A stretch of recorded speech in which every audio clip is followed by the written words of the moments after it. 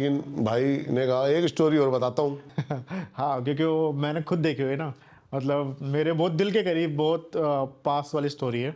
Story क्या मतलब, बिल्कुल सच्ची कहानी है। बताइए फिर, वो तो जरूर मेरे बताइए। मेरे मामा चार, मेरे नाना के चार बेटे मामा, मेरे चार मामा हैं जिसमें से एक सेकंड नंबर के थे। उनका मेरे मेरे मेरे साथ में खेलने वाला, मेरे साथ में ही मतलब नानी के जा रहे हैं छुट्टियों में। अभी ऐसे गर्मी की छुट्टियां पड़ी हुई हैं तो हम नानी के रहते हैं, कहाँ गर्मी की छुट्टी में कहाँ जाना, नानी के घर। तो मेरे साथ ही खेलना वालना, उसका सब कुछ किया करता था।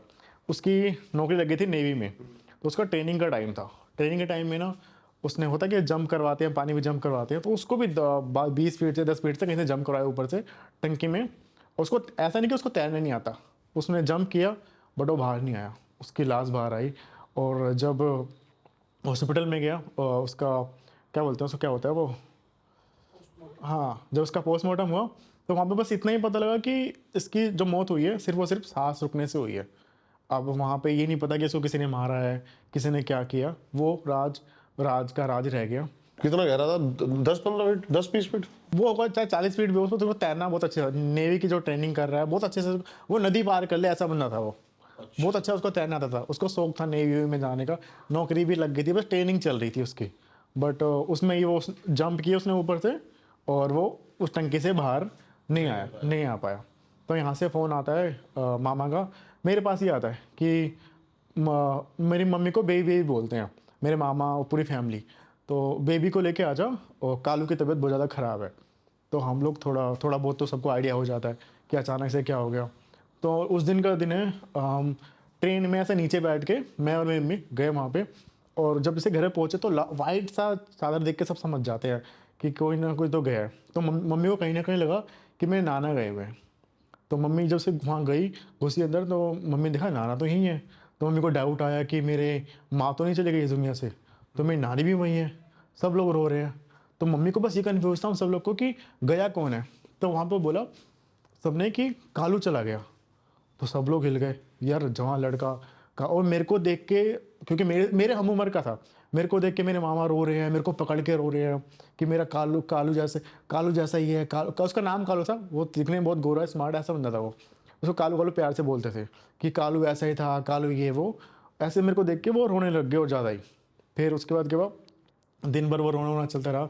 रात का टाइम आया तो मेरे मामा ने ना, मेरे नाना ने घर ऐसा बनाया था कि चार भाई है ना, तो कल सबको पता है आज नहीं कल इनका बंटवारा होना ही हो, सबका बंटवारा होना ही होता है।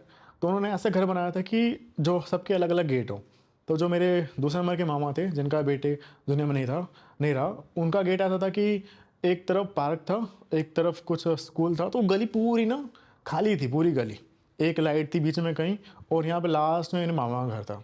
तो मामा से रात को नींद कहाँ है, जिनका जवान बच्चा गया हुआ है, सिगरेट पीने के लिए निकले पड़े हैं, गली गेट के बाहर सिगरेट पी रहे हैं। जैसे सिगरेट पी रहे हैं ना, तो उस बल्ब के पास जो एक बल्ब लगा था बीच गली में, वहाँ पे एक लड़का दिखा मामा को। और वो बिल्कुल ब्लैक, मतलब परछाई सी दिखी, और वो बिल्कुल कालू की तरह दिखने में, जैसे बॉडी तो पता लग जाती ना कि किसकी है, तो वो बिल्कुल ऐसे कालू की लगी। तो मामा ने बोला कालू, सिगरेट पीते हुए सिगरेट ऐसे रख दी साइड में, कालू कालू। वो मामा को डैडी बोलता था। हाँ डैडी।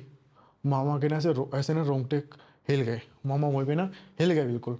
और मामा अंदर आए, और मामा सबको आके, सब जगह हुए हैं, मामा सबको आके अंदर कह रहे हैं कि कालू बाहर आया, कालू बाहर आया। तो सबको लगा कि ना इनका जवान बेटा गया है, थोड़ा सा ना सदमे उदमे में है, इसलिए ऐसा बोल रहे हैं। तो सब लोग ध्यान नहीं दे रहे हैं। तो उन्होंने मम्मी को उठाया, बेबी कालू बाहर है। तो मम्मी ने ऐसे बोला हाँ बाहर है, हम सब जानते हैं, आ जाएगा वो, आ जाएगा, तू बैठ अभी। भाई मैं मजाक नहीं कर रहा, कालू बाहर है। उन्होंने मम्मी को उठा के लेके गए बाहर, तो बाहर कोई नहीं था। और अगले दिन आया, दूसरा दिन, तो सबसे बातें कर रहे, मामी से कह रहे कि कालू आया था, मैं मजाक नहीं कर रहा, कालू आया था। उन्होंने मामी को उन्होंने मना लिया। हम सब लोग तो सोच रहे, सभी ये सोच रहे थे कि मामा को कहीं ना कहीं सदमा लगा है। अब दूसरा दिन मामा वेट कर रहे आज कि कालू दिख जाए। जैसे कालू एक परछाई से दिखी कालू की, जैसे कोई लड़का खड़ा है, मामा ने उसको देखा, भाग के आए, मामी को लेके आ गए कि देख कालू खड़ा है बाहर। और मामी ने उसको देखा, बॉडी से बॉडी पूरी, पूरा शरीर देख के, शक्ल तो नहीं दिख रही है पूरी उस लाइट में, बट हाँ वो देख के लग रहा है कि कालू खड़ा है। मामी वही जोर के चिल्लाने लग गई, वही रोने लग गई, पूरे लोग उठ गए, पूरे लोग बाहर आए। तो सब लोग बाहर आए तो देखा, तो फिर वहाँ पे वो जो कालू था वहाँ पे कुछ नहीं था। तो कहीं ना कहीं लोगों को लग रहा था, अब सबको लग रहा था कि ना मामा और मामी को सदमे में है, इसलिए ऐसा हो रहा है। अब तीसरा दिन था, तो तीसरे दिन ना माँ क्या हुआ कि मम्मी की बातें सब मानते थे। तो मम्मी को बोला मामा ने, बेबी आज ना तू भी चल, मैं मजाक नहीं कर रहा हूँ, लोगों को लग रहा है कि मैं सदमे में हूँ इसलिए कालू दिख रहा है।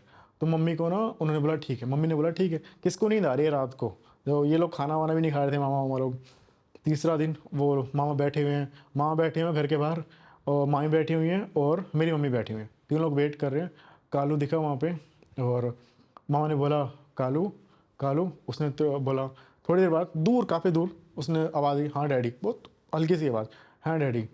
तो मम्मी ऐसे करी, बेटा कालू, मम्मी ने भी देख लिया, मम्मी को यकीन हो गया, बेटा कालू अब क्या लेने आया तू यहाँ पे, अब चलाना नहीं है इसको छोड़ के जा, इस जन्म में तो तेरे माँ बाप ये हो नहीं पाए, अगले जन्म में हो जाएंगे, तू जा बेटा, इनको भी जीने दे अब। तो ये सुन के ना मतलब कालू वहाँ से चला गया। अब चौथा दिन था ना, तो मम्मी ने नाना को बताया कि ऐसा ऐसा हो रहा है, अगर ये कालू रोज़ आता रहा ना, या तो इनको लेके चला जाएगा दुनिया से, क्योंकि वो चाहता है कि मेरे माँ बाप कैसे कैसे हो गए, और ये लोग भी चाहते हैं कि हम भी अपने बेटे के साथ पास चले जाए।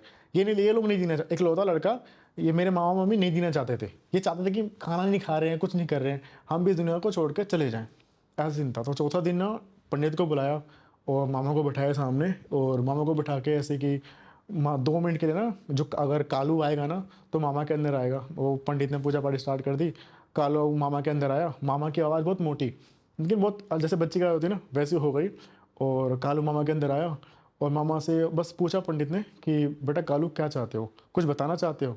उसने बोला नहीं। तो लास्ट क्या चाहते हो। उसने बोला कि मैं ना सबको देखना चाहता हूँ एक बार। तो पंडित ने बोला सबको देख तो लिया तुमने। बोला नहीं, मैं आऊँगा ना एक बार सबको देखना चाहता हूँ।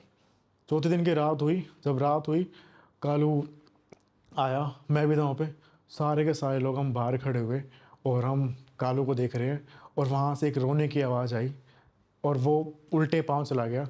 वो दिन और आज का दिन वो कभी दोबारा नहीं आया। कभी कभी ऐसा होता है ना कि अपने सगे बेटे को बोलना पड़ता है बेटा जा, इस जन्म तो नहीं मिले, अगले जन्म मिल लेंगे। ये यार, ये इसने मेरे गूज़बम्स खड़े कर दिए इस कहानी ने।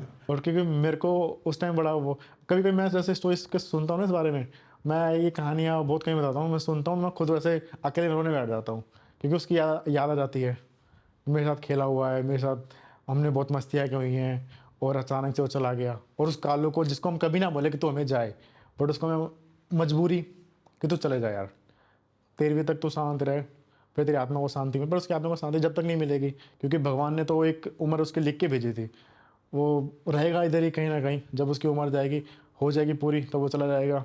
बट ऐसे परेशान तो मत कर, क्योंकि वो लोग जी नहीं पाएंगे। अभी फिलहाल मेरे मामा मामी एक जिंदा लाश बन के पड़े हुए हैं, वो लोग भी नहीं जीना चाहते, बट भगवान उनको बुला ही नहीं रहे। वो लोग चाहते हैं कि मैं चले जाए, बट भगवान को बुला ही नहीं रहे, कह रहे कि नहीं तुम रहो यहीं पे। कुछ कर्म होते हैं हमारे पिछले जन्म के, इस जन्म के, जो हमें यहीं भोग के जाने पड़ते हैं।